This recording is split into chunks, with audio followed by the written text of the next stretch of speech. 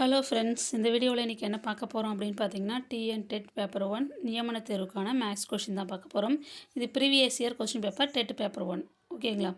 சரி, இன்றைக்கான வினா என்னென்னு பார்க்கலாம். பின்வரும் படத்தை உற்று நோக்கி ஏயிலிருந்து இக்கு செல்ல குறைந்த அளவு நேரத்தை எடுத்துக்கொள்ளும் வழித்தடம் எது? இந்த படத்தை பார்த்துட்டு இதில் ஏபிசிடின்னு குறிச்சிருக்காங்க. அது ஏயிலேருந்து இக்கு செல்ல குறைவான நேரம் எது அப்படின்னு நம்ம கண்டுபிடிக்கணும். அதுக்கான ஹவர்ஸ் கொடுத்துருக்காங்க. ஏலேருந்து சிக்கு போக 12 ஹவர்ஸ் கொடுத்துருக்காங்க. சிலேருந்து இக்கு போக 8 ஹவர்ஸ்ன்னு கொடுத்துருக்காங்க. அந்த ஹவர்ஸ்லாம் நீங்கள் ஆட் பண்ணி தான் சொல்லணும். ஏலேருந்து இக்கு எப்படிலாம் போகலாம்? ஏசிஇ வழியாக போகலாம். அடுத்து ஏபிசிஇ போகலாம். அடுத்து ஏபிடிஇ இப்படி போகலாம். ஏசிடிஇ ஆரோ மார்க் எப்படிலாம் இருக்கோ அது மாதிரி தான் போகலாம். அதுக்கு ஆப்போசிட்லலாம் நீங்கள் போக முடியாது. ஓகேங்களா? சரி, இது எப்படி போடலான்னு பார்க்கலாம். ஓகேங்களா? முதல்ல இதில் பாருங்கள், ஆப்ஷன் ஏவே பாருங்கள். ஏசிஇ ரெண்டுத்தையும் ஆட் பண்ணுங்கள். ஏலேருந்து சிலேருந்து இ. அப்போ ரெண்டுத்தையும் ஆட் பண்ணால் 12 8 20 12 ஹவர்ஸ் ஆகும் இந்த வழித்தடத்தில் போனால். ஓகேங்களா? அடுத்து ஏபிசிஇ எங்கே இருக்குது?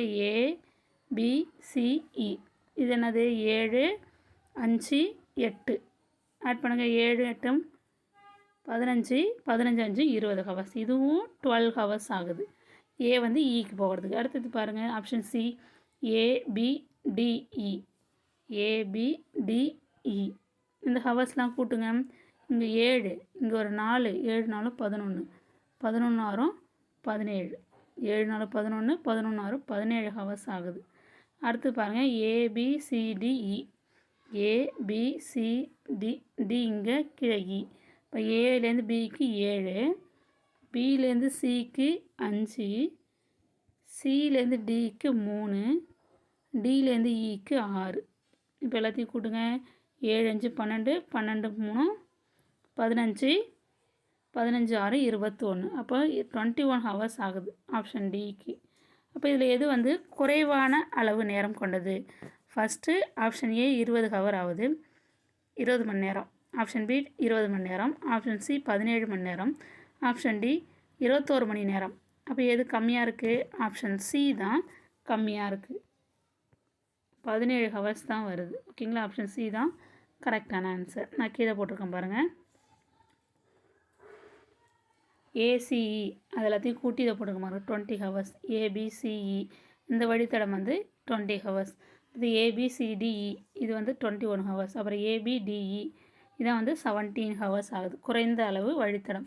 குறைந்த அளவு ஏலேருந்து டிக்கு சீக்கிரம் போகிறதுக்கான வழித்தடம் இது தான். ஓகேங்களா? இப்போ கரெக்ட் ஆன்சர் ஆப்ஷன் சி. ஈஸியான கணக்கு தான் இது. அப்படியே பார்த்து ஆட் பண்ணி போட வேண்டியது தான். அடுத்த கணக்கு பார்க்கலாம். 3/5 7/10 4/15 1/3 வரிசை கேட்டிருக்காங்க. வரிசைனா ஏறு வரிசை தான். ஓகேங்களா? ஏறு வரிசை தான் எழுதியிருக்கணும். நான் வரிசைன்னு எழுதிட்டேன். அது ஏறு வரிசை தான் கேட்டிருக்காங்க. எது இதில் சின்ன நம்பர்னு நம்ம கண்டுபிடிக்கணும். ஏன்னா இது எல்லாமே பின்னத்தில் இருக்குது. எப்படி கண்டுபிடிக்கிறது? எப்படி கண்டுபிடிக்கணும்? ஈஸியான மெத்தட் ஷார்ட்கட்டில் எப்படி அப்படின்னா, எல்லாத்துக்கும் பர்சன்டேஜ் பார்த்தா போதும். 100க்கு எவ்வளோ அப்படின்னு பார்த்தா போதும். ஓகேங்களா? அதுக்கு என்ன செய்யணும்? பர்சன்டேஜ்னால் என்னது? டிவைடில் 100 இருக்கணும். அப்போ டிவைடில் 100 இருக்குன்னா என்ன செய்யலாம்? கீழே அங்கே டிவைடில் என்னென்ன நம்பர்லாம் இருக்குது பாரு. இந்த பின்ன எண்கள் 5 10 15 3ன்னு இருக்குது. இதை 100ஆக மாற்றணும். என்ன செய்யலாம்? 5 20ஆல் பெருக்குனா 100ஆக மாற்றலாம். 10 10ஆல் பெருக்குனா 100ஆக மாற்றலாம். அதே நம்பரால் தான் மேலேயும் நீங்கள் பெருக்கி ஆகணும். பெருக்குன்னா உங்களுக்கு பர்சன்டேஜ் கிடச்சிரும். ஓகேங்களா? சரி, எப்படி போட்டிருக்கேன்னு பாருங்கள். கீழே ஃபஸ்ட்டு 3/5 எடுத்துக்கிட்டேன்.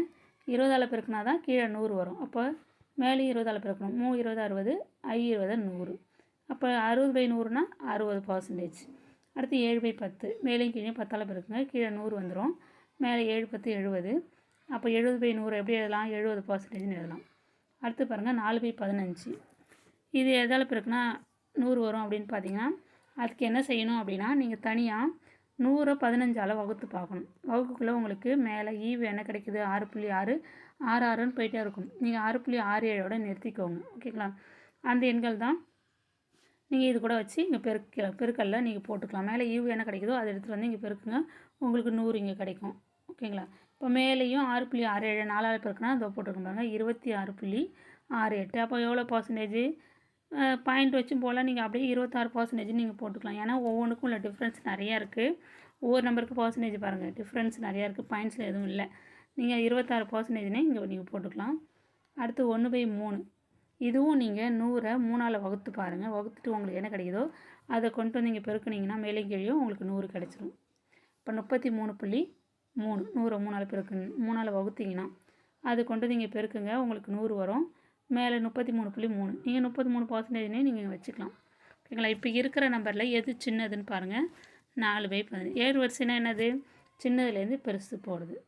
இப்போ சின்ன பின்ன எண் 4/15, அதை விட பெருசு 26%, இது 33%. அப்போ 1/3. அதை விட பெருசு 60%, அப்போ 3/5.